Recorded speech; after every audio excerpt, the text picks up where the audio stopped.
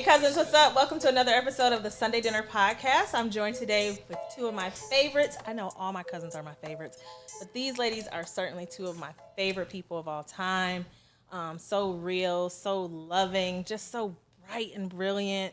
I just want to hype them up because they do this work that gets our family not only outside, but inside, right? Inside ourselves. And I just love these ladies so much. Ebony and Erica Hood, founders and directors of Syatt is one of their lenses, but I just want to have a conversation with y'all today because y'all like my faves. I know, right? yes. So Sunday Dinner Podcast, we just want to make sure that the family is getting information that we would usually get in the old school kind of Sunday dinner tradition. Okay. Now let me be clear, folks, because I've been thinking about this a little bit, right? Sunday dinner was not a positive experience for everybody, and I'm clear about that. So what I want to do is lift up what we loved about Sunday dinner and what was great about Sunday dinner and take it to the next level. These ladies also have their own Sunday dinner event that I hope we get to talk about a little bit too, because I feel like there is a Sunday dinner movement that is budding, and I certainly want to be a part of it and certainly want to continue to be a part of these ladies' lives and hopefully have them be a part of mine. So let's just get started. Where'd y'all grow up? What was that looking like? Cleveland. Yeah? Yeah. Got to shout out the neighborhood, here. Southeast side, baby. Lee Harvard. Okay. Well, not really. I'd say Lee Harvard, but then also we were far down. Lee Tarkington. We were very far down. Leesaville? Leesaville. Okay. Yeah.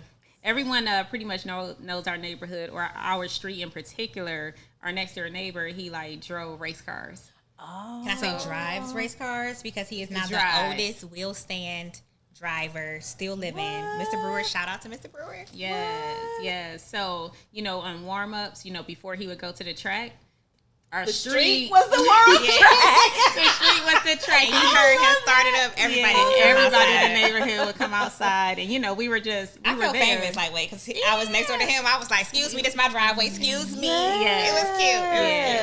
Yeah. That's fun. That is so fun. I mean, I think that's the kind of nostalgic moments that we have growing up in the community that we grew up in. Because I grew up in Lee Harvard, which is right there. So it's the southeast side, right? Yes. And just having such fond memories.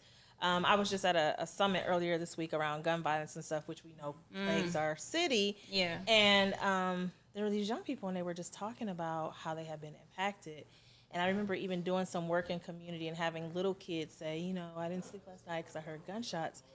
And I'm just grateful because the time that we grew up in our neighborhood, I never heard a gunshot. No. Yeah. Right? Yeah, never. So, and I wasn't afraid to walk to school except for when the green lady. The green lady. That's real. The green lady would get lady. you, right? That's real. Yeah. And then they started, then the kidnapping stuff started, and it's like, don't take candy from strangers and stuff like that. Yeah. But before that time, like the later 80s, like the early 80s. It was like freedom. We had a for true all, childhood. Right? Yeah. We were outside. And I think we talk a lot about this, and you all know how I feel about it. That's what I want our people to really find is liberation, right? Mm-hmm. I don't know how we get there. I'm like, maybe it's one Sunday dinner at a time, one Sunday dinner conversation at a time. You all do your Sunday dinner events. But how do we get our people to really focus on liberation to the extent that we're allowed to have it in this country, right? So. It's funny you talk about liberation. This is embarrassing even for me to say, but I remember not quite knowing what liberty meant. Even in terms of our country, that word liberty and justice for all, right? Right? Yeah. And I would hear it, but I couldn't resonate with it. And, fast forward today, I'm very much a grown adult and I want every piece of it. Right. But it took me a while to even resonate with that word, to even know what it means. And I wonder how many of us, like even in our communities, like to be liberated, can they even feel it and understand it? Seriously, can they? Yeah. Right? And do we even have the freedom to even think about what it means? Yeah. That part. Honestly, it's a privilege to be able to sit and kind of think about what freedom means for you. Like, if you made it to that point, we had these conversations considering our future. Mm-hmm. And that's not where everybody is, to even be able to contemplate that, which is insane. How do we get there, though? What needs to happen? What how do we get more people thinking that way? I think a lot of people do. Listen, I don't. Listen, I didn't just fall out of a coconut tree. Shout out to VP Harris. Right. I know we exist in a context, so I know that means we are a complex and multidimensional people. Mm-hmm. But I'm concerned about those of us who are not on that trajectory. Yeah. Like, what do we do? Okay, I'm thinking about a couple of things. How do we get there? So on one end, I always think about the growth that I had in my personal life, and I'm just going to tie this to the American culture where you're fighting, you're climbing this, getting to the glass ceiling, all this other kind of stuff. So it was that fight for coming out of, I'll just say poverty. That again, the generational poverty and what I have known it to be. Yeah. So there's one part of that where I say, okay, that's a lane, but we all just reflected on our childhoods. That was so amazing. You know what I'm saying? And if I think back to the dollars in our income, what was that? Like, was it all that? Wasn't it? I never missed a meal. I'll be clear about that. I never missed a meal or anything. Did I have everything I wanted? Absolutely not. Right. The hand-me-downs, the cut off, the hole in the pants, all that kind of stuff we went through. Never had the holy shoes like our parents. So there was some growth in our family. Right. I would say that. So I just think about, when I think about how I'm tied sometimes to dollars and income, and I'm like, but that wasn't how you grew up. But yet, when I think about my childhood, it felt good. It felt nice. It felt safe. It felt comforting. Yeah. Yeah. So part of the conversation is helping people decide, or not helping people, but sparking people to really think about what is the standard and quality of life. I know in the work that I do, a lot of times people will be in really toxic situations at work. And I'm like, well, have you run the numbers? Do you know what it really takes to have a life that makes you happy? Yeah. And people will be like, nah. And I think it's what you're saying. It's like you're just fixated on, I make $250,000 a year. I got to keep this. But like, maybe you could be okay on $100,000 a year. Maybe you could be okay on 75, right? So just pausing, and I think this is where you were going. People don't even have the opportunity to pause. Yep. Yeah, you don't have an opportunity to pause. And it's funny, when I talk about my personal growth, it was all, I found liberation through having opportunities to pause. Like, like for the first, like you just, I'm like, yeah, like you don't know until you experience it. Right, until you like, what is this? Yeah. Oh, shoot. I woke up a little lighter this morning. Like, what is this? And that came by way of what? It's sad for me to say, but I'm going to say some of it, the bulk of it was the mighty dollar. The bulk of it was the mighty dollar, where I didn't have to worry about making a bill. I thought it was layoffs. That was what it was for me. I'm just saying. That's why I said it's part of it. Yeah. It was part of it. Yeah. But I will say that even with the layoff, I was privileged enough to have a job that gave me the income during my layoff. That's right. And then that's when I paused and said, why am I working? You know what I'm saying? Like, amazing. I was like, I said, lay me off, like raising my hand, which sounds crazy. But those were two key moments in life. It was earning more money, to your point, having a layoff to say, what are you doing here, where you could begin to reflect on true liberation. Yeah, no. I was just thinking the same thing. We've been able to, it's been a journey to even think like this. So like, even when you get the spark, it's still a continuous journey of learning what life could be like when it's not this traditional track. I know when we originally started our organization, or I think back when I maybe quit a government job, my dad was like, what? Not a good government job. Who quits a government job? You don't got another job lined up. Yes. My dad literally thought we were nuts. Right. Like, what are y'all doing? Right. And I'm like, you don't understand. Times have changed so much since you got that job when you were 18 years old, and that sustained you clear through retirement. Right. The same job. Right. You know what I'm saying? Even the thought of working past like 5 years at one place, I'm like gagging. Like, I don't want it. Right. So yeah, thinking about how we have to kind of change our mindset from the traditional work and what that means. And I think, really the last 4 or 5 years, we've been able to think more broadly about non-traditional work and what that means, and then also quality of life and how important that is. Non-traditional to our family. So liberation, getting our people there, is something we always talk about. Tell me about the work that y'all do that's like passion, and like how you got there, and what's happening with Syatt right now. Ooh. Yeah.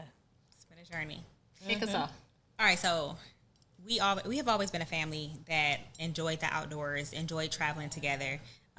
Earliest memories of crossing the Canadian border, going to Niagara Falls, just being outside, Squaw Rock, like all of our little Metro Park picnics and things like that. Like we were not afraid of that, and road trips and stuff. So, Ebony, traveling cross country at a young age with our parents, I missed that trip, but whatever. Yeah, the iconic trip. Right. So I just think that, coming from a family that welcomes adventure and travel, it was a no-brainer for us to kind of settle where we are now in our organization. My mom had this vision in 2008. How do we diversify Winter Olympics? Like, you just see the commercials, like this year's Olympics, 2024. Olympics so what? Yes. That feels, right. It's been a long way. Like, that feels good to see that. But we were looking at commercials for the Olympics back then, and it was the winter sports. You know what I'm saying? We know, come on now, skiing. And snowboarding and ice skating, all I this remember kind of Debbie stuff. Thomas as a kid. Debbie Thomas, like Syria Bona Lee. And that's it. And then it was like, and if I'm missing anyone, I apologize. Yeah. But it was literally just like never in skiing or any of that kind of stuff. Right. That's stuff that we don't do. So we had the opportunity to ski in school. My mom was like, let's write a grant.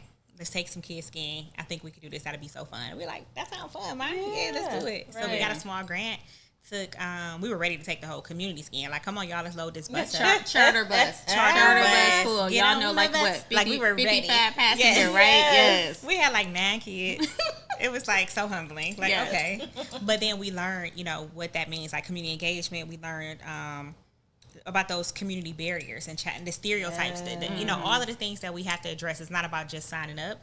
And that's how we really got into doing authentic work to, with our community, to kind of bring them along to experience some of the things that we experienced. So now here we are 15 years later. And when I say that the journey, it was crazy. Like, we started off just answering a need in the community. We didn't start off as a nonprofit, an LLC, a community program, no brick and mortar building, like none of that. We were just answering a need in the community, got a grant to do it, and did the work.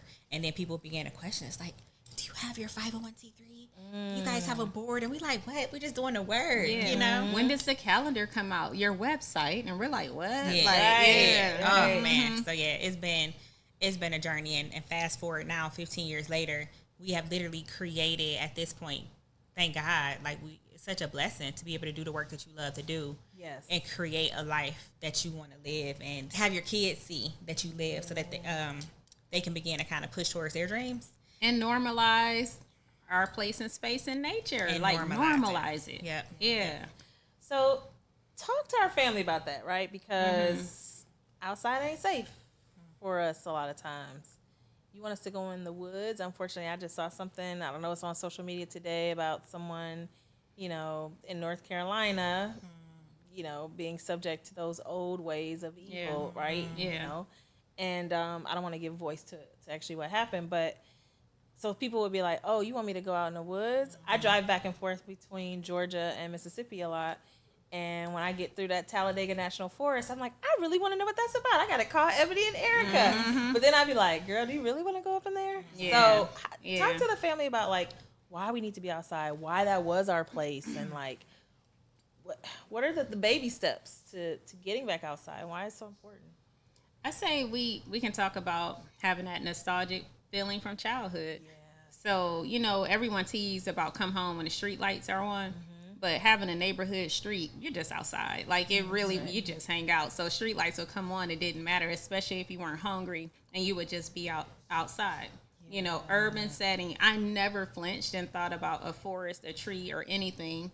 What I would do is catch a lightning bug, play with daddy long legs, the roly-polies, and you fling them across the sidewalk. I'm sorry, little, y'all. You know what I mean? Like, so that was immersed in the most urban setting as you can imagine. Yeah. Roller skates down the sidewalk, all that kind of stuff, getting skin up on your bike. So, I felt like we've always had a childhood outside, like you said, and not even mentioning when we pack up and have picnics and stuff like that. Or go down to the lake. Like, go down to the lake. You get to go down to the lake, and people are fishing and all of that. Yeah. So essentially, my association with outside hasn't been a negative experience, even knowing the history. So by the time you took me I don't know. At a young age, I was able to go into, or, I went camping. I was a campfire girl. We went camping. We were out there. We would have the campgrounds to ourselves. It was never threatening.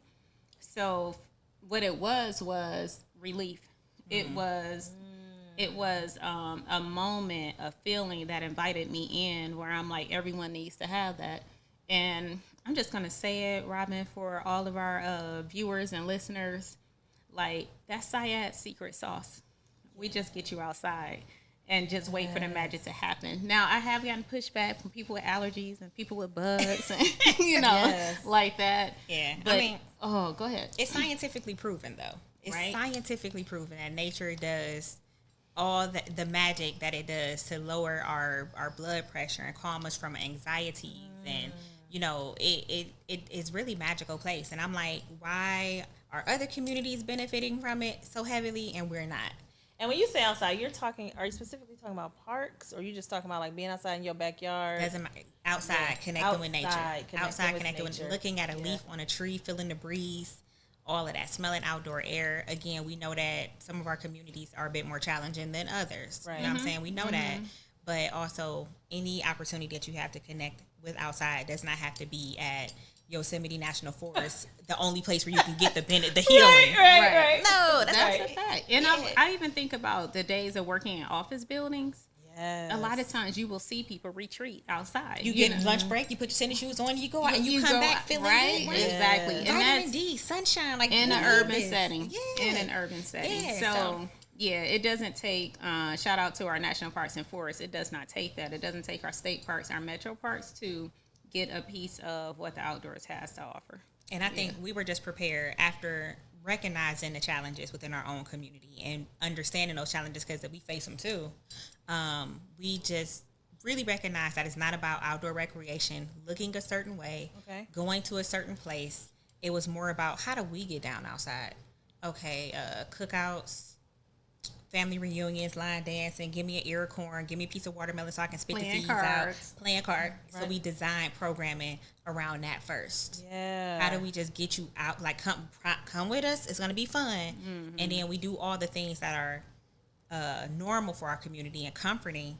And then you look around and be like, we got y'all in the park. Look around. Look at us. So that's kind of how we did it.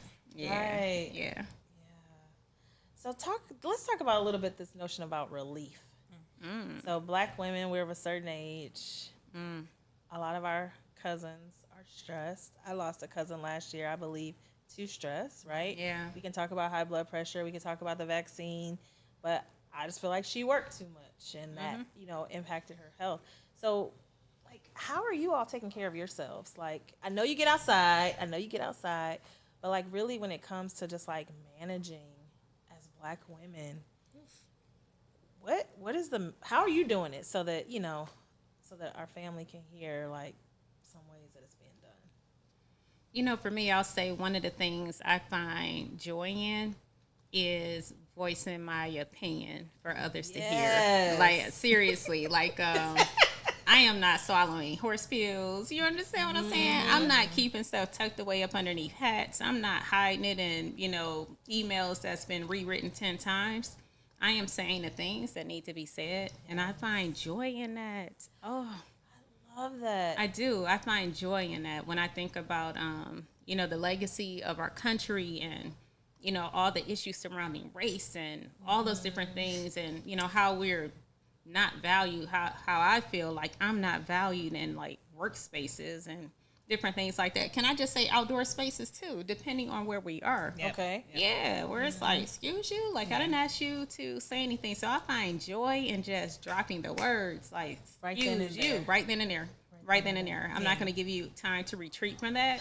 You're going to receive everything I have to say in this moment, and then I get joy from that. Like, and you're not holding on to the stress and tension that would come from silencing yourself. Exactly. I'm reading this book now. I just started. It's called Unlearning Silence.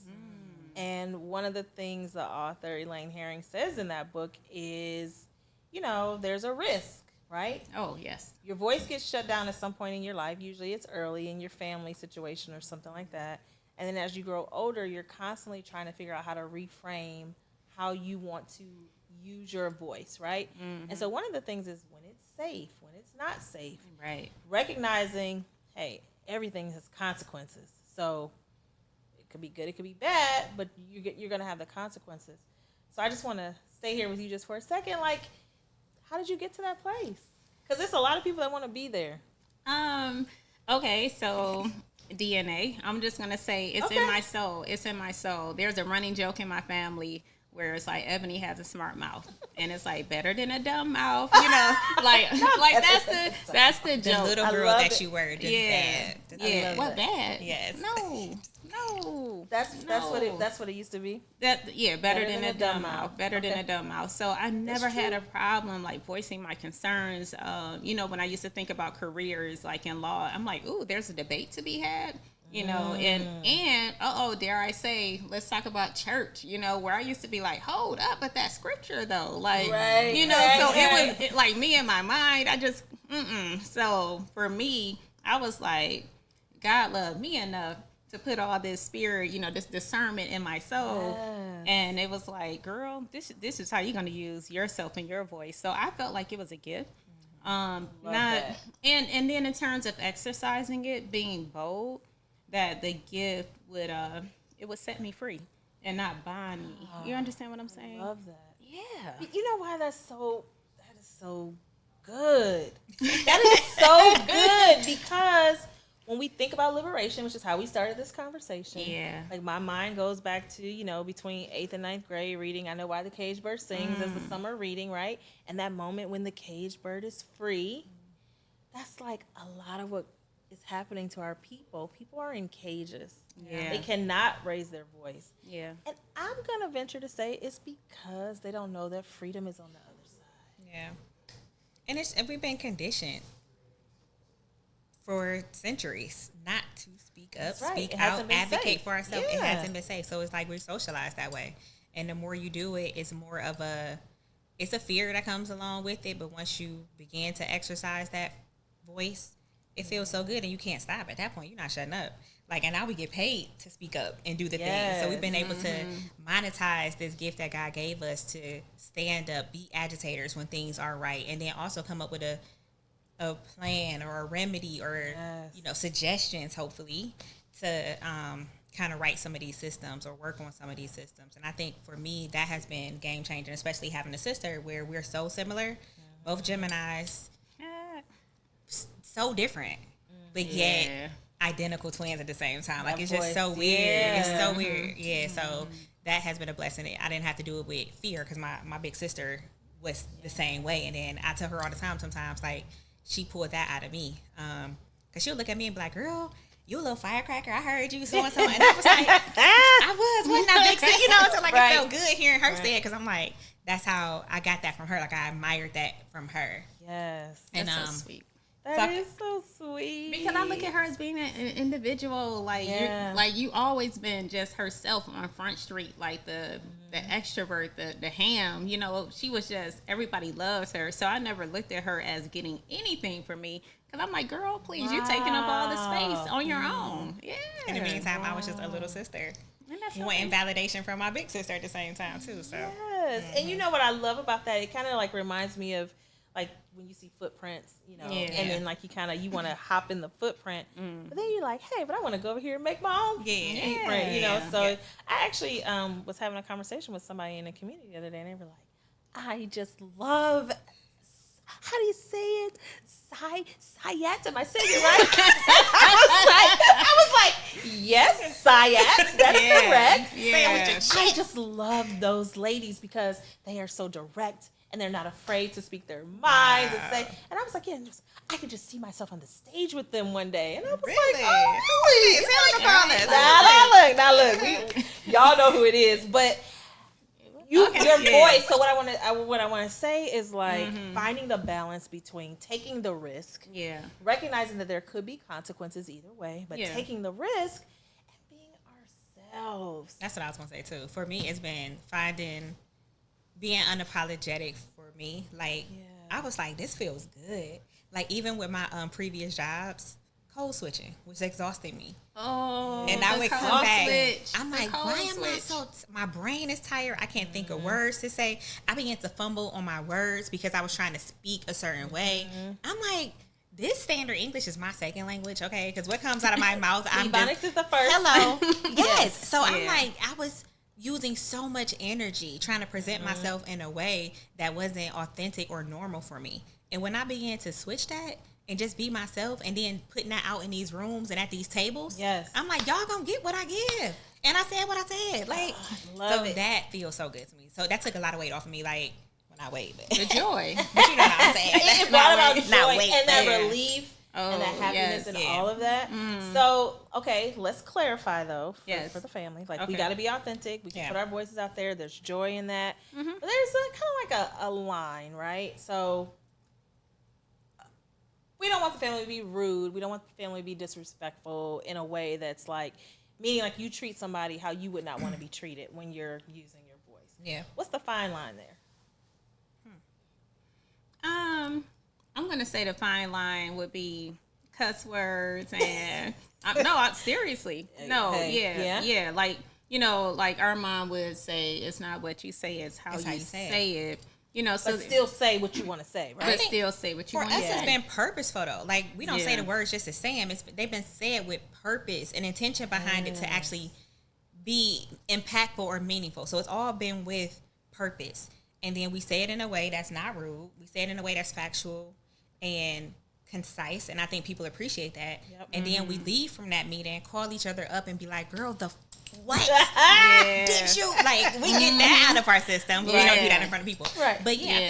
think it's So purposeful. it's emotional intelligence. Yeah. Yeah, it's emotional intelligence, and I'm just gonna say this too for our academic community. Yes. And I never put a label on it. Yes. Okay. Right. All I right. mean, again, that was something that was handed to me where I'm like emotional I know, intelligence. I And- know, And then right? it was like, oh wait, that's what I've been doing all my life. That's right. Yeah, That's like right. I don't have to take a workshop on emotional intelligence. Like, isn't it just that little gut feeling? Yeah. But no, see, everybody don't have it. I And I know, just had I this know. conversation Yeah. with actually Yeah. my niece. Like, she wants to get something straight with the organization that she's a part of, and her reputation is on the line. And I'm like, diplomacy. Like, say what you Yeah. need to say. Yeah. But diplomacy. Like, there's a way to say it, and Yeah. lean into curiosity and ask the person to help you understand why. Yeah. Because what you want to do is not put people on the defense and I was going to say that too. yeah, because then that's when it becomes confrontational and it's unnecessary, and then that's when you may or not be able to You really want to construct Stay it in and your hookup. deliver it in a way that it can be received. And say that again. so, like, you think about what you want to say, and then you just kind of run it through that filter, and then you look at your audience and think about how they need to receive it, and you bring in examples if you have to, whatever the case may be. But I think it's all about who you're delivering it to and the best way that they can receive it that still gets your point across. We've done that too. But can I say the word you used was put people on a defense, Yeah. and that's a burden that I no longer carry with me. I love it. Thank you. Correct me. Give me Yeah. straight. Give me Yeah, straight. it's seriously, it's just Yeah. a burden because I remember being called into high leadership's office Yes. about my words. About my words. Yeah, I Wow. put someone on a defense about my words. And when I tell you that everything I spoke was the truth and it was for a community and it was delivered in Yes. a nice tactful way. Oh. Yeah, and Yeah. it was like someone was defensive, and my sister just said it. I said what I said. I said what I said. I right. said what I said. Right. Because again, whatever that is, that's what they have to deal with. You know, I'm thinking, okay, so I can only really speak from our lane of work. Yeah. It works for us Yeah. in this Yeah. space. So when I think about your niece in that situation, that's a little bit different. Like, but for us, it works to be straightforward. Yeah. And I think we should be straightforward. I hear a lot of times, some of our cousins, like people don't retain employment, let's just say, because somebody talked to them crazy. Like, we don't have I would say the skill. You all have the natural knack, right? To be able to get the point across, say what you say. And I hear you on saying, like, not putting the burden on ourselves to make somebody else comfortable. I'm not trying to do that. Yeah. But it hurts us when we don't say what we say in a way that Doesn't make sense. What can I? Go for it. Yeah, I gotta go back in time, and to that I'll say there is a part of that of paying your dues too, and I feel like you learn a lot. Like every situation is not a pop off situation. Every situation. That's what I'm trying to get at. Yeah, it may not be that. Now, don't get me wrong. This rough. This world is rough. It's tough. I mean, any given day, I can probably Dracarys and set something on fire. You know what I'm saying? But I have paid my dues in certain situations where I know I had to keep my job, and you know what that motivated me to do? Put myself in a different position to then be able to speak more freely. You know what I'm saying? So it's a balance too, and that's go ahead. Well, I'm going to speak for our viewers and listeners and say, and I've worn a scarlet letter. I probably have not gotten a raise or promotion because of speaking my truth. Yeah. You know, so it comes at a price. It comes at a price. And I'll say this, you know, I mentioned DNA giving me this, you know, this is a God-given gift, and it is that. But let's just say cultivating or really, you know, shining the diamond in the rough and shining it so it can sparkle. That would come from studying ancestors. So when I began to uncover history that was not told to me, there were a ton of rebels, you all. Yes. Ton of rebels that lay resting, and I hope in peace and not torment. Right. And I was like, wow, it wasn't always beautiful. You know what I'm saying? Like people lives were lost. You know, lives were destroyed. Communities were destroyed from people speaking out. Right. So that's another reason why I say whatever the outfall of this is, I am not the first, and there is a long history of people like us that are here to continue to fight. You know, because again, without those people in place, just to be liberated. You understand what I'm saying? Yeah. Just for me to sit here and even dream of liberation. Yeah, right. So I think about them as well, and I'm like, what did they endure? What did they like kind of harbor in their soul to speak out, do something to make changes? So we got to speak up. Yeah. Got to speak out. Yeah. It's necessary for our liberation. Yeah. We got to pay our dues. Yeah. But some people would say, well, paying our dues, does that mean that you quiet your voice? What does it mean? You learn. You sit back and you learn and you observe. I think it's like growing pains in a way. And you take some stuff that You might have to take you a might lump. have to swallow something sometimes. You might have to swallow. You might have to, and then you call up your friend or your cousin and you Yes. release it. You go outside in nature and you take the hike. I think, you know, I tell my son this all the time. Every day is not a day to talk on the phone with your friends and play video games. Like, you have to, it's balance. Everything in this world is about balance. So, you know, everything is not going to be rosy every single day. Life is hard, and even in our work roles, it's hard. Every day, we might speak our voice sometimes, and it can be horribly received. Right. That was just for that moment. That was You know what I'm just for that saying? But, day. you know, but you keep pushing. So I think for anybody who is contemplating that, like, I don't want to have to, you know, pay my dues, or what does that even mean? To me, it's a part of life and growth, honestly. Yeah, if we think about folks older than us, you know, a lot of times I'm like, sometimes I say, why are they still going? Sometimes I say, why are they tired? You know, Right. And now, you know, you kind of hinted at our ages. When you live a little, you live a little, and the beauty of growing up, where when I think about all of my childhood licks and the little scars from, you know, from just accidents or burns, or why did I, you know, play with that match in the house? You know, just all this stupid stuff. Right. It's growth. It's growth. Yeah. So again, I don't want to just tell our community, oh, you know, snap the finger, it's done. No, I think it is, like you say, paying your dues. It's a journey. Those years when you talk about respecting your elders, I think the older you get, the more you might say, yeah, respect that journey, because they have seen and done a lot. But for our folks who are just a little bit younger, I think that's really where my heart is, because I see they have so much more to contend with than we did, right? So they're not, you know, kids are not playing outside like we did into the night, right? Folks maybe going to college, not going to college, getting caught up, you know, all the things. And I just want our people to, like, want to and know how to live the lives that, as you said earlier, like, are purposeful, are meaningful, and that we have joy and just even happiness, right? Are you saying that young people don't? I'm not saying that young people don't.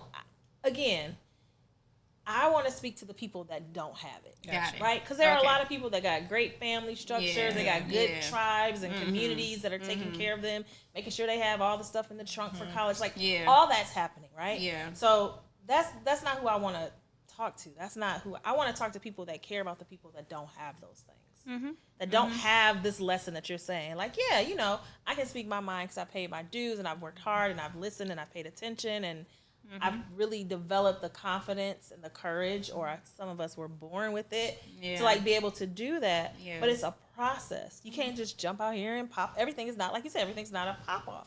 But somebody's not getting told that. Yeah. So, Yeah, you know, so I think about some of the rough times. yep. Some of the rough times. It was me and another blind mice. So I'm just going to say me and a peer. Okay. Same age, from whatever, you know, again, we had the beautiful part of our childhood, That's then we right. had the messy part of That's our right. childhood. And it was me and a friend, and we bonded over the messiness. Me and a friend, where we literally bonded over the messiness. And we didn't quite know what to do with it, but we just talked to each other. Yeah. You know, so that the fact that we're human beings, and I do think we are like a communal kind of people. Like we do need to be together. Yeah. And this is coming from an introvert, you know. Yeah. But I found comfort in saying, you acknowledge the garbage, I acknowledge the garbage, and we in this crap together. You know what I'm saying? Like, I want to say the real word, but we like in this crap together. And sometimes it's not fun, and you are waiting on a storm to end, literally. What happens if you don't find your people, though? So there's also, I told you I'm an introvert. I spend a lot of time inside myself, inside my head. I want to just take a moment of silence and pause for all of those who couldn't find a reason to keep on keeping on. You understand what I'm saying? There is a lot of people that live in torment and they decide to end it. I don't know what that's like. Again, the way I'm built and wired, you know, I do believe in a higher, greater than myself. And I've had deep, long, hard cries with just me, you know, like writing into journals of nothingness, not even making sense. The going outside and I'm walking and then tears are flowing and then maybe I'm laughing and all of that. There's a lot of strength in ourselves that we can cultivate if we just want to embrace and love upon ourselves. And that may sound crazy, but even looking at the mirror, my eyes, you know, the brownness, the birthmark, you know, all those things. It's like just being inside yourself if you don't have that network or anyone to count on. And I think there are resources like this. So it's a practice every single day for me to remind myself to implement self-care in my day, to balance out the good with the bad, to be a reflection that my kids will be able to look at and mirror someday about self-care and standing up for themselves or whatever. So I think with that being said, you can stay in your head, but there are so many resources. Like, I hope this podcast is a resource to someone. I listen to podcasts religiously. Like, if I have an issue in my relationship, I'm like, let me look up my girl real quick and see if she got a new episode. And then I listen to her like, sis, thank you so much. I needed this just to remind myself that I'm not the only one going through this. So I would say to younger people who may not have anybody to connect with, you are trust and believe that you are not the first person going through what you're going through. You are not the only person in this moment going through what you're going through. Look for some resources. I mean, one of the beautiful things that I think this generation has is a plethora of resources that they can pull upon. Find you a good book on tape, a good podcast to follow. It's some people out here that's actually spilling some dope content that can be helpful. Right. You know what else I found helpful? And this hasn't been my journey, but I've been close to the journey. And that's a 12-step program. So your AA, your NA, you know, like all of those things. I was able to get close to that. And I was saying to myself, hold up. Why do you have to be an addict to learn these values to better yourself? So that's a really good point. Yeah. Are you able to, do you know if you're able to access those programs if you don't identify as? Well, I just shared with you that I've been very, very close to it. You understand what I'm saying? So, but aren't the steps will be like common? I think you can probably so you can probably Google it. I just want to make sure people know like that's a good approach, right? Because those systems help people overcome some of the most difficult challenges, especially when you're talking about addiction. Yeah, absolutely. Absolutely. It's interesting you say that because I was just talking to somebody recently, and they were just talking about, alcohol, right? And just how they find themselves like up and down with it. Yeah. And it's like, what? We're not using the resources that we have. Like, especially if you recognize, hey, you know what? I think I'm just doing a little too much. Yeah. Like, take care of yourself. Like, absolutely. find the resource. Like, follow the principles, even if you don't go to the meetings, right? Exactly. So, yeah. Exactly. Yeah. And I think I can share too that define your journey. Define your journey. I would say that the folks that I know that have either stated their name and said I'm said thing, there's a spectrum for that as well. Right. And there is no judgment in that spectrum for how you plan to show up. But take what you need, leave the rest behind. That's right. That's right. That's true. So good. Yeah. Yeah, I want everybody to just be outside, even though I don't really like outside, but I'm gonna get outside with y'all. And I know my mom told me, like, Woodhill Park, you know, when I was a baby, her and my dad would go and they would get the blanket, and like my dad would apparently try to put me in the grass, and like I would just lift my little baby feet up. Like, I'm like, grass is not good for me. I don't like grass now. I'm allergic to grass. Go outside and sit on the grass. The minute I feel like some moisture on the blanket, like I'm over it. Yeah. Y'all gonna really have to help me. I've been saying this for years, that I'm gonna have to go camping and outdoors with you all. Well, I tell Ebony all the time, I'm not outdoorsy. I just like outside, but I'm not a diehard outdoorsy person. I'm screaming from these little spotted red lantern buggies. That's all the little June mayflies and all them midges. Yes. Ugh, I hate it. Like, I just don't like it. So I'm not really outdoorsy like that, but I love being outside, if that makes sense. Yes. So I will squeal and, be squeamish with the next person. But I know the value and the benefits. The rest of it I love. You know what I'm saying? Like, I'll just randomly start a fire in my backyard and just sit, grab a glass of wine and go sit outside with my dog. And when I tell you I come home and I sleep so good when I get in the house, like, I just feel good from being outside. Air. Yeah, just forcing myself at all times to say, what can I do in this moment? You don't feel right. What can you do in this moment? Yes. So go sit on the porch. Just go sit outside. You know what? That little phrase you just said reminded me. I brought up this 12-step program. And, they say just for today. And there was a person that used to be in the rooms, and they switched it to just for to now. Like this bring it on even more. Like at this moment. I love that. Yeah. Just for to now. Just for to now. What in this moment? Yes. Yeah, because waiting on tomorrow, y'all know those nights can be very, very, very, very long. Waiting on tomorrow or getting through the week. But just for to now, where can you find that? Yeah. Something to center you and bring you back. Yeah. And sometimes you just have to sit with it and be okay with not fixing it. Yeah. I had like a difficult time earlier this year, and I would just find myself on my sofa. I would watch the early morning sun. I would watch the sun go down. And I said, you know what? That's just what your body needed today. Mm-hmm. Tomorrow, if you get up, you get up. Mm-hmm. But if not, be okay.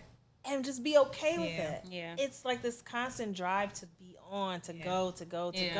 Yeah. And then we know what happens. Eventually, that battery is going to run out. You're going to hurt yourself. You're going to be sick and sad. Can we talk about that? Because, I feel like now most of the women in our little circle, we're working through, we some cold women because we're working through burnout and we're working through exhaustion. And then we're calling it different things like, I don't feel right. What is this? I'm just different. My focus is off. Right. My passion is not. You're just tired. You're burnt out. You're exhausted. And I think here in the last few years, we've been addressing that a lot lately, or calling it out for what it is. Yes. A lot here lately, because I think so many of us are just tired. So can we just talk about data for 2 seconds? Yes. Let's go. Yeah. Again, I'm going back to my academia. The academic kind of community. I always hear these things in my line of work about data informed decisions and all of this. So when I think about the stats, y'all, for African Americans, I'm like, how come we're not at the number one at receiving all resources? Yeah. You understand what I'm saying? So even you hearing someone say about exhaustion, I learned about sabbaticals from college. Where's my 3 months off work? Where's my 6 months just away? And it's accepted. One of my bosses went on sabbatical to France, and I was like, girl, you ain't doing... she was taking pictures of her coffee mug on a veranda and all this kind. And I was like, how do I access this? You know what? Just being a woman, and I promise you, I'm of a certain age, and I'm ready for a certain physiological process to end. I was like, why don't women get 2 days off every month? Like, when is it? Okay, so yeah, we wanted to go to work, whatever. We don't really want to work like that. No. We want to be able to take care of ourselves. Yeah. But I'm like, why isn't that a thing? Yeah. Talking to my child, she's like, there's a tax on products for women. I'm in Target, and I'm like, men don't have this expense. And it's expensive now. It's expensive to have a All these period. little products Let's just coming say it. out. It's expensive to have a Especially the period. products are best for your body. The ones that are You're not gonna toxic, spend right? more. Yes. And I said, what do men have to purchase every month? Yeah. Mandatorily, that's costing them $20, $25. Nothing. And then we got to go to work. Right. Come on. And being a little bit liberated, I'm not totally liberated, but like when those days happen, I'm like, you know what, I'm not doing anything today, but I'm gonna lay here and drink my tea and have my heating pad. Yeah. I'm like, but you know how many years I went to work? I was like, was I feeling like this going to work? Yeah. Yes. Yes. Yes. And Yes. so the world has got to change. Yeah. You know what? I don't know how much the world's going to change. We have to change the way we interact with the world. Yeah. You know what? I'm going to have to send this link for you to follow up with viewers and listeners. But I had a colleague send me, you're talking about, women and what we have to go through with these physical changes in our body. And she was like, girl, it's only like 1 week out of the month where we're okay. I said, what? She's like, it's research on it. But because of that, like how our bodies cycle around our periods, literally once I read the research, I said, oh, it's only 1 good week. Like literally, you're only shining for about 5 to 7 days out of a 30-day calendar. And you understand it what shows, I'm saying? and it makes shows, right? Yeah, you over here thinking you're messed up, and I'm like, scientifically, it's all there. When you think about the month, if I could give a good strong 7 days out of the month, baby, right? the best of me. Right. And you know what? Now that you say that, I'm just playing back in my mind, like when I'm on meetings and stuff, where you're on Zoom, people are like, oh my God, you're so energetic today, you're so bright. And I'm like, okay. Yes. The other 3 weeks, I'm like, camera off. That article we know is out. why. Now we know. Yes. And we didn't ask for that, We did not. No. And nobody's not coming to save us. Yeah. They're not coming to they're rescue not coming us. to save us. Nobody's introducing. They want to pass laws against us, and they're not even us. What? And dare we even talk about Perry? Is that what you called it? Yeah. Our little friend Perry Minnow. Perry is the worst. So I'm like, what the heck? Is this my future? I looked at my aunts, my moms. I'm like, I'm terrified to go through what y'all going through. Y'all are like, Whitney, you know how Whitney Houston used to sweat when she performed. I'm looking at my family like, y'all okay? And listen, I need a solid 45 minutes after I get out the shower to stop sweating. Like, if I'm in a hurry to go somewhere, I gotta get ready like 3 hours before. Because as soon as my body temperature goes up, and I remember, and I'm just gonna say, I'm gonna say this because I haven't spoken her name in a long time, and we gotta speak people's names, right? Yes. So my good friend Jackie Gillen, we would go to lunch all the time. Jackie. And I remember, I guess when she got to that point, like we'd be sitting across from each other, and then she would just start, and I'd be like, "You okay?" Yeah, You're like, I'm just, my little 38, 40-year-old self. Like, what is happening?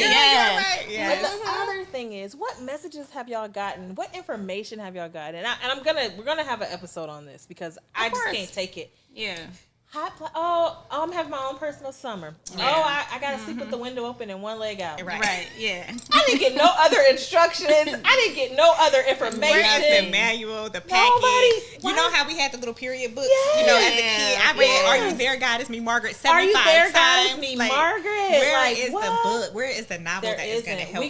We gotta do it. So, and I'm here to tell you all, like, I am a research junkie, like, legit. And they're saying for Black and Latino women, these things persist worse. Like, they show. And I was like... Yeah, they were talking about the symptoms. Our symptom list is way longer. I cannot eat sugar. If I eat sugar, 2 hours later, I'm going to be hot for a good 30 minutes. You see what I'm saying? Hot. So the sharing but is nobody how we're told me that was going to happen. No. I don't even want to wash my hair anymore.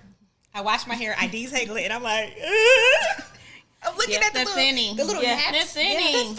Nobody tells you that. Why is that normal for our culture? Women with thinning hair, and I'm like, what is this? It's a vitamin deficiency. Nobody tells us that. No. Vitamin D. Nobody tells us that. No. Yeah. So we know that it's already a disservice against women. You know, from our medical experts, all of that kind of stuff, and we know, like I said, for Black and Latino women, even worse. Yeah. Well, I'm gonna start talking about it. Come on. Because I know when I was like 48, like I'd just be on the couch. I'd be like, I got work to do, but I just can't. Yeah. And I thought it was me. No. The brain fog, like the exhaustion, like our hormones drive everything. Like we should learn about that. Somebody should be teaching us like, hey, your hormones are gonna change. And trying to diagnose yourself or make it make sense would drive you crazy too. Like with the symptoms. I'm like, I'm achy. I'm sleeping crazy. Yeah. My hair is thinning. Weight gain. Oh, I'm stressed. Anxiety was even in there. And I'm like, why am I feeling all of this in my chest? So, yeah, it's like these changes. That point in life. Yeah. And we just got to start talking about it more. I don't know if you all saw, like, Halle Berry is, like, trying to testify. Well, she testified in front of Congress. Like, she's really an advocate for it. Because she went to her doctor, and her doctor told her she had herpes because she was having painful intimacy. And, like, come to find out, the doctor came back and was like, oh, just the structure of your vagina, that's what it looks like. Yep. But it's like, first of all, you need to be going to somebody who's a little more sympathetic, empathetic toward women. Right. But she's like, that's crazy, because here I am like, what? Yeah. And then it turns out I'm just in menopause. Right. Yeah. And the other thing I've been learning from research, it's like a literal line in the sand, where you were okay, and then just the switch, and then the bottom falls out. Yes, yep, it's like just like that. And you're like, what? All of this changed that much. I literally remember those days. I remember when I was 5. I was okay. Me too. Just I used to agree. Yeah. Me too. Yeah. And then you sort of get like, I don't know if this happened to you, but like all of a sudden I felt really like happy and was like, it was like mating season. And I was like, oh, why do I want to mate? I don't want to mate, but like, it's like, wait, why wasn't this switch flipped on like when I was sexy fine, like 20 years ago? It's like that part. Right. Like now, no way. So it's funny. We have to take care of ourselves. So we do. You know, having these type of platforms, like we talk about resources for, younger audiences, they can tap in. Like hearing this even, I hope would be helpful to somebody I younger hope so. listening. Look, ladies, if you hot and you hot, just know that it's part of life. It's a part of life. And it's give normal. yourself what you need. I think that's really what the takeaway is for me here, is that you ladies are giving yourselves what you need. Getting outside, doing all the things. And as much as we can, creating those opportunities for our community. Yes. Period. Like, whatever we can do. We're going to rural Ohio. Yes. Now, Ohio ain't never gave me a vibe of just being a lit state. Like, I lived here all my life. Ever. In rural cornfield. Like, right. who's excited about that? Right. No. But we create an opportunity to try something new. Okay. And we going to all be together. Okay. So when you hear that hootie hoo from across the field, you better come running if one of us in trouble. But creating opportunities to frolic, to play, to forget. When you talk about relief, we going to come back home. Yeah. We coming back to these kids, these bills, these jobs. That's right. But for a weekend, we going to sit around that fire pit. We going to have some drinks. We going to play. The kids going to run. It's going to be a reliever in that moment. And that's what we want to create. So, like, as much as y'all can tap into Syatt programming, you'll feel it and want to come back. Give us the website and give us the date for that activity. Oh, it's this weekend coming up. Oh, it's this weekend coming up. Okay. But we'll do more. We'll be doing them throughout the year. So we have about 4 of them probably scheduled in the coming months. So we have way more opportunities, whether it's a trip to do something different and try something different, a ski weekend that's just us for new beginners. We do have the date for Sunday dinner.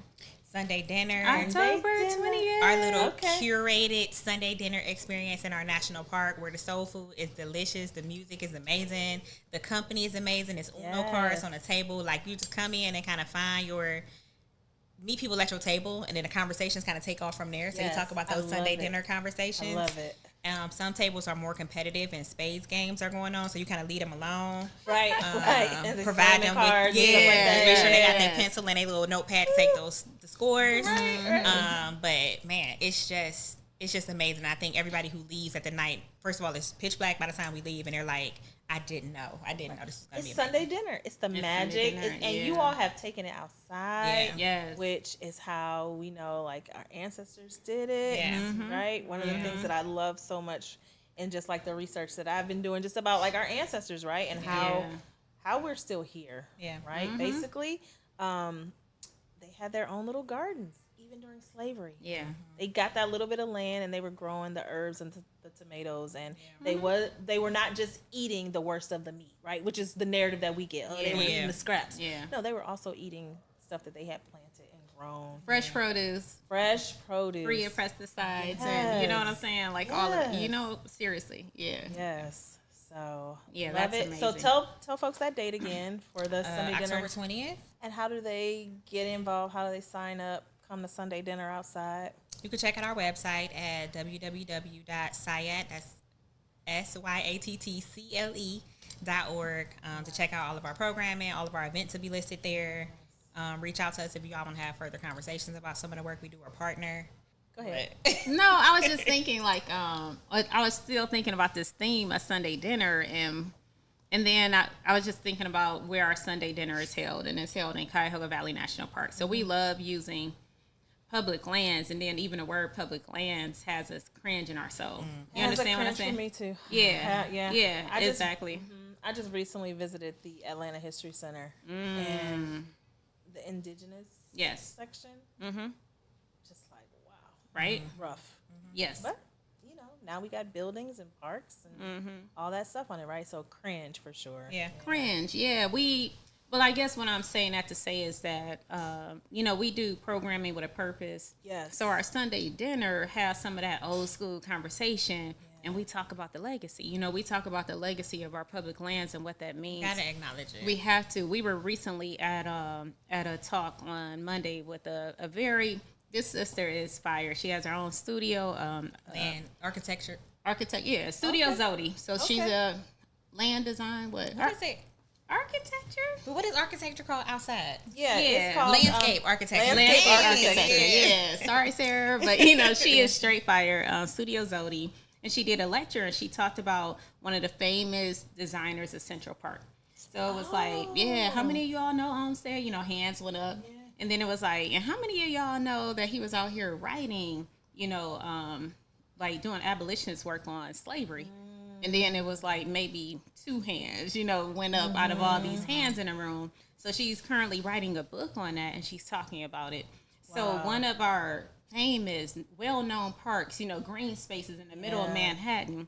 And this man, you never hear about that part about his life. That legacy that he had. You never hear about that. Like, he was over here doing research and writing, and then he was speaking out on behalf making cases for it and everything. And then bringing that into his work, like how can design be welcoming and all of that. And I'm like, what? And then when you go into certain spaces, even locally here, I was saying Cleveland, how it's not welcoming. We're like, again, this idea of a public land.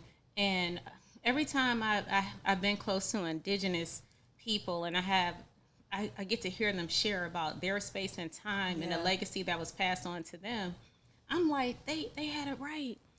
Their relationship with the land was just magical, and it made sense. But was it magical, or was it just logical and just the right way of, you understand what I'm saying? Yeah, I like that you point out that magical part, because, like, I have an issue with that word. Like, I have an issue with Black girl magic, because it ain't nothing magical about what we do. It's very intentional. It's very intentional, and it's a lot of hard work, right? Yes. So I love that you say that, because when we look back on things that seem easy, right? We're like, oh, man. There's a movie actually I just watched last week called Prey. It's part of the Alien series. And it goes back to like 1517. Oh, wow. With the indigenous folks. So you get a little glimpse. I always love movies like that where you get a little glimpse of what life was like. Yeah. That was always like my favorite part in the history museum. Like as the little field trip where we would see. You would see, the depiction. Lived in Ohio. Right? Yeah. All the Indian mounds and, like here's how they traveled through bogs. So you just like, what? Like, all of that stuff just hit. And that they were medicine people, and like they knew how to everything off the land, right? And so we shared that heritage when our ancestors were brought over here, right? Because we knew how to do that. I was just talking to another guest, and he was just saying that there's a medical anthology book, and I forget the title of it, but I'll put in the link. This sister out of Harvard, talks about how our original ancestors were farmers in Africa, sun up to sundown, had very little salt in our diets, and we got all the vitamin D because we were in the sun, and then we came to the coast, and then we're shipped over, and it's like we're so disconnected. I know this is something else, and we could just probably talk all day, but I know this is something else that y'all are also very interested in, is just like telling our story about being outside all the way from our ancestors and the ancestors who were brought over here, and that impact that being brought over here had on our ancestors, our culture, on everything, on who we are today. Yeah. You know what? It makes me want to understand like this development of like the history of a neighborhood and our homes and all of that. And I had a chance to study sustainability in college, and there's other ways to have a community. Like this cookie cutter box, laid out the 50s and all of that. I'm like, what the heck is that? That's not living in unity with the land at all. It's counter to it. It's you're building a line through a watershed. Like, this is just silly. No one. Then you wonder why the street flooding, and you know what I'm saying? Right. Yeah. So it's just again, a lot of this culture just doesn't resonate with my soul. Where I'm like, what are we doing here? Like, this is all wrong. What are we doing here? Come on. I think it's the awakening of the spirit of the ancestors. Yeah. They're not happy. They want so much more for us. It's almost like, and I'm just thinking about this as I'm talking to you.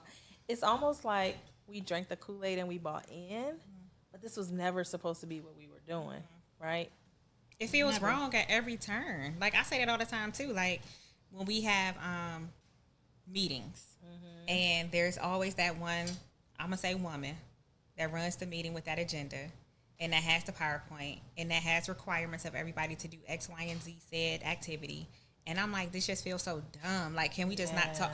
Are we doing the work or not? Like, what are we doing? And it's so performative, and it just doesn't make sense. Yep, that's and what I'm it like, this just does, like, stuff feels so stupid to subscribe to stuff that, you know what I'm saying? That has been. Contrary. It's just, it feels contrary to, like, your soul, like you said. Literally my soul, And I always think about my own self personally and say, if I were not here, if my path was what it was intended to be by God, and I did not live here in this continent, what would I be doing? Right. Like, what would I care about? Right. It wouldn't be none of this for real. Right. None of this. And that goes back to, like, creating space to dream and to be inside yourself. My kid just graduated from college this year, and big up. And we talk a lot, so we have these conversations. I'm like, please, let's make a podcast. And she's like, no, Mom. So one of the things that I've been thinking about lately, and I just said to her, I said, she's a really honest person. Hold a boundary, is principled. I'm talking about them values is deep and anchored, right? Yeah. And I'm like, don't ever lie to yourself. You don't lie. You're not a liar, never have been as a kid, none of that. But going forward in your adult life, when it comes down to it, always tell yourself the truth. Yeah. No matter what you tell anybody else. And I think a lot of times, just trying to figure out life, we lie to ourselves. Oh, I can put up with that relationship. Yeah. Oh, I can put up with this job. Oh, it doesn't really matter if I, no, like, what is really in there? Yeah. And be honest with yourself. And then you can pivot and maneuver, because you got to interact with the world and other people. But don't start there being dishonest. Yeah. I think being able to be honest with yourself it's a growth for me. It's a growth, trying to fit into the box of what I thought my parents wanted me to be, or who I wanted to be, and then having a kid early and trying to fight that stereotype so hard that I'm going to go down this path. And it's like, that's not what you really wanted to do or intended to do. Right. Take your time, But can I say again, that's the beauty of having platforms. So, we tease, but back in the day, information was not at our fingertips, and now it is. So I'm going to say a blessing and a curse, because it's a lot of people maybe who's the 180 of what we're delivering right now. So we know that part is going to exist. Right. But for those who are seeking it and needing it and wanting it, you can really, like you said, where my girl at? You can kind of just, go into a zone, a community of folks you may not have ever even seen in person, and find a lot that can just feed you, you know, in that moment to keep us going. So I think in a lot of ways, when I think about youth that's coming, you know, behind me, they kind of got it going on. They do. And I used to always tell my mother, like, Mom, I am so happy because I get to learn all your lessons at a much younger age. Right. And decide for myself at a much younger age. That's right. What I'm not going to do, tolerate, blah, blah, blah. And I just think that's so amazing to sit back and just, oh, what is this person doing? You know, we didn't have a lot of images before, but now we do. You know, now we do have billionaires and, you know, different people that look like us as their handful. It ain't like it's a ton, a handful, but they exist. That's right. They do exist, and they are there. What We have can our we learn village from for that? sure. We do The have a people that we village. learn from all the time. Yeah. And each other. And your village is not all blood family, right? Oh, no. So see, and I think again, like, how do we get there? I think Sunday dinner is the way, and so I love that y'all are doing the Sunday dinner outside, and I can't wait for more. I'm gonna call it now, like the Sunday dinner movement. Yeah. Sunday dinner movement, because there are a lot of people that don't have family. There are a lot of people that don't have family situations that they are plugged into, that they want to be a part of for a number of reasons. We can name them, but like, how do we just create this space like what y'all have done with Sunday dinner outside? Hey, that might, to your point, that might save somebody's life. Yeah, Absolutely. That might, those conversations playing cards, somebody might have an aha moment. Somebody might have an idea. It's like we are communal people. Yeah. We got to get back to that community. For real, create those opportunities for us to socialize and be together and fellowship with one another, and then be kind. Like, that is the biggest thing. Like, I love spreading joy to just that unsuspecting person where I'm like, oh, that's cute, you know, or just what, and it's all real. Yeah. Right. But I love giving compliments. I love saying hello. I love holding doors. I love, you know, helping somebody with their kid if they welcome it. You know what I'm saying? Like, little things like that. I'm like, we need to do more because we are hurt. We are a hurt, bruised, and battered people. And we need to speak more into one another, and be reflective so people can see that kindness and not be afraid of it. Like, I just want to get everybody hood. Like, come here, everybody. Or everybody in my whole community, just come here. And just, I think we need, like, that warm bosom to lay on, to cry on. We do. Yeah. We Yeah. do. It's like that, those feelings of hugging granny and just, So imagine how many people don't have that, Yeah. right? So let's talk about the Sunday dinner. Yes. This had me reflecting because you were like, how can people get more of that? Yes. So there's the one model where auntie, grandma, mom was in the kitchen throwing down, Right. and you just walk in and fix your plate. That's right. And then again, when I think about folks who don't have that, Right. I would go back to one of my first feelings of a Sunday dinner, which, okay, it's a little abstract, y'all. Work with me. Yeah. Okay, a little abstract.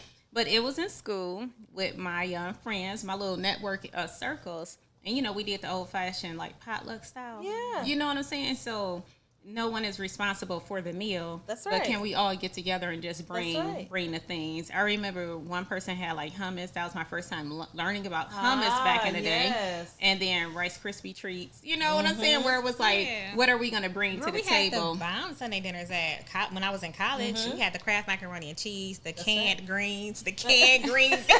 What's You know what I'm saying? What's the glory greens? The glory greens, And we yeah, put that it kind all of stuff. together. Like, we had to cook it on George Foreman grills and microwaves. Yes. We had a Sunday dinner because we missed home. That's Yeah. right. So it's not just your blood family, it's your chosen family That's as your well. chosen Yeah, family. absolutely. And I'm going to go all the way back to even if it's one. Y'all ever just have fun making a meal for And you yourself? set up your Yes. room. You set it up. Oh, I have many pictures in my phone where I'm like, I'm eating so healthy. Look at this, and Yes. like I arrange it. Yes, You got your little glass, and then Yeah. you get the wiggling them toes. Like Yes, That's yes, right. yes. Yeah. Yeah. So as Yeah. much as we are community, we really do have to work on that being individual. It's like when they say yeah. date yourself, you know, Yeah. take yourself out, date yourself, treat yourself the way that you want other people to treat you. You know, you got to care about yourself. And I think that's it. Like, prepare yourself a delicious meal and sit down and say just how much you love yourself and how grateful you are for being so resilient in these moments and being so honest and vulnerable with yourself. Like, you know,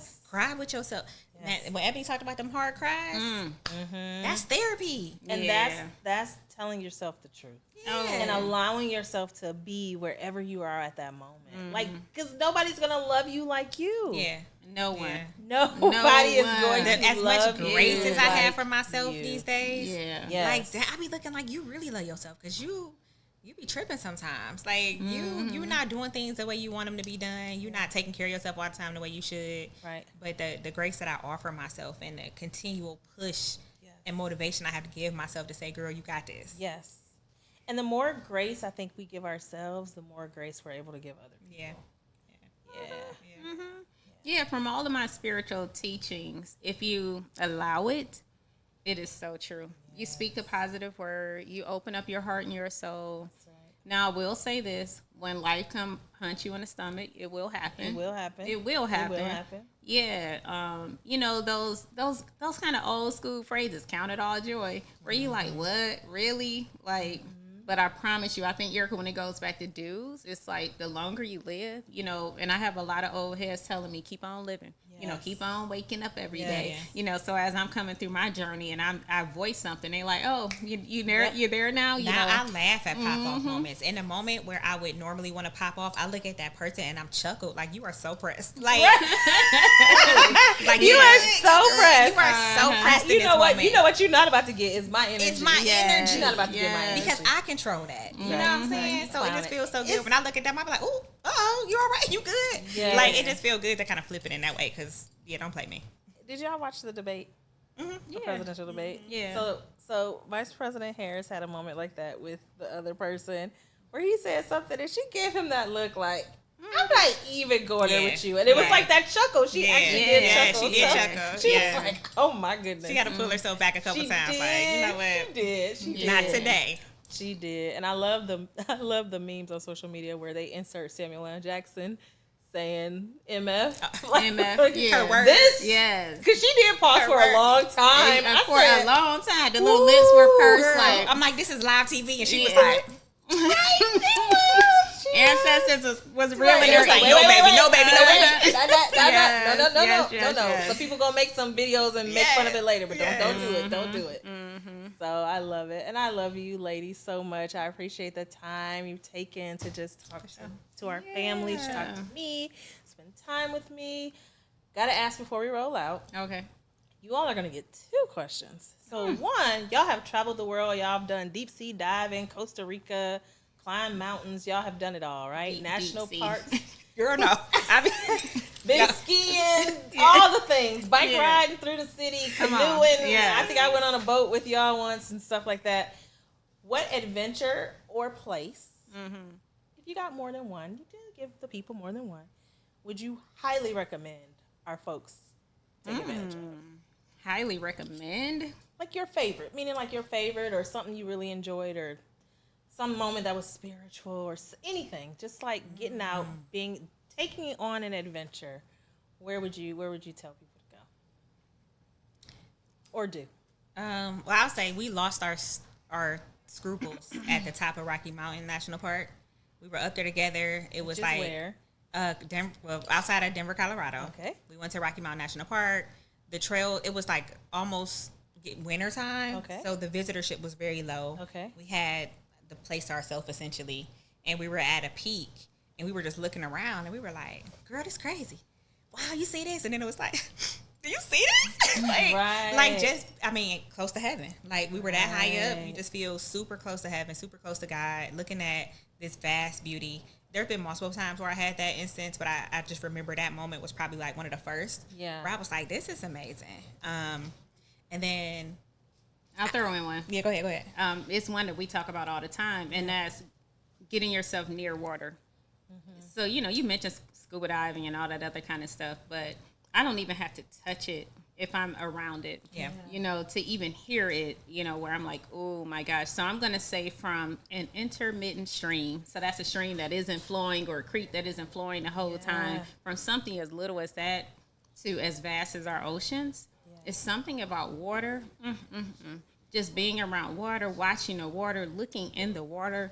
That is amazing. Yeah. And I would tell anyone, migrate to water. You know, so if you're in an urban community, drive until you hit water. You know, find your creek or find wherever that water source is and get close to it, and you can experience at any level, from dipping your toe to just sitting by it to just looking at it, Right. and even in a storm. So I know that sounds crazy too. I'm not talking about hurricanes, but enjoy the rain. Like love even that is comforting.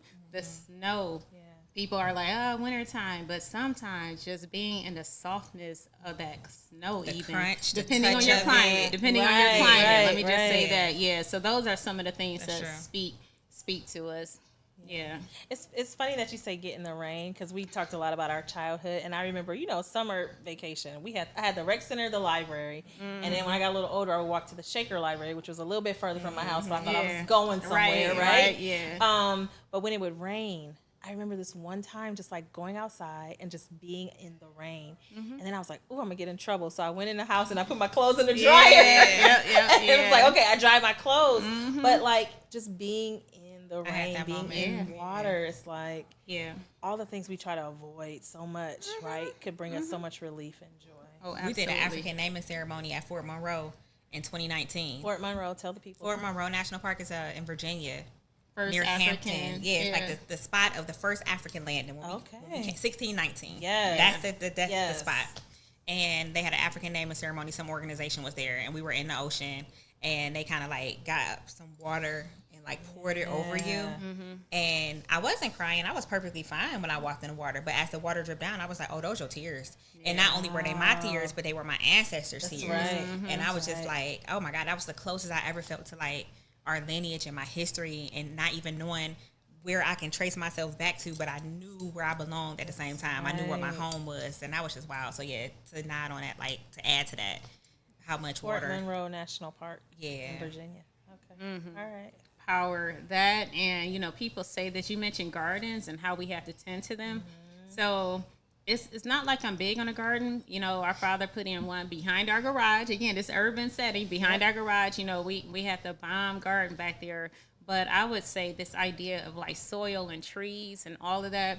We live in a climate in a community where we get to see the leaves change and all Yeah. those different things. So it's something about a tree and being amongst them, talking about our nation's forests. And you all know, you see the news with the forest fires. It's Right.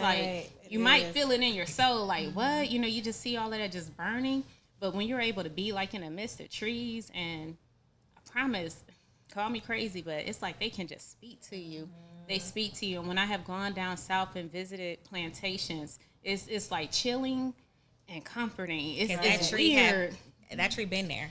That tree has through been there some- hundreds yeah. of Generations, years, that yeah. kind of stuff. So yeah, like nature can just touch you in so many ways, and just even the ground that's underneath it. I'm like, Take how- off your shoes Take off and your let those toes shoes. hit that grass Yeah. and And ground. just ground. All the things that now, Ah. like the hipsters are trying to make, sit out in the sun, get your vitamin D. We've been doing that. Been doing right?